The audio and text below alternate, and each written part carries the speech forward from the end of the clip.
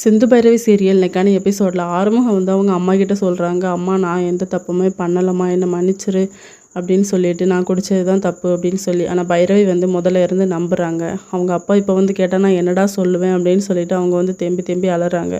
அம்மா நான் எந்த தப்பும் பண்ணலைன்னு சொல்கிறேன்லம்மா அப்படின்னு சொல்லி. ஆனால் அவங்க வந்து அந்த இடத்த விட்டு போயிடுறாங்க.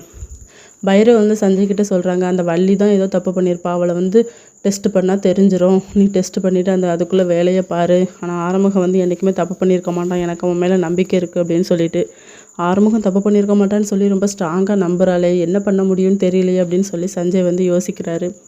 இன்னொரு பக்கம் மகா அதுக்கப்புறம் ஆறுமுகத்தோட அம்மா 2 பேருமே வீட்டில் வந்து உட்காந்து தேம்பி தேம்பி அலறாங்க. அவங்க அம்மா இப்படி பண்ணிட்டானே ஆறுமுகம் தப்பு அப்படின்னு சொல்லிட்டு. ஆமாக்கா, பைரவி கூட வந்து அவன் ஒரு நாளும் ரிலேஷன்ஷிப்பில் இருந்தது கிடையாது, அப்போ அவன் வெளியே தானக்கா யாரையாவது தேடி போவான், அப்படி தான் ஏதோ தப்பு பண்ணிட்டான் அப்படின்னு சொல்கிறாங்க.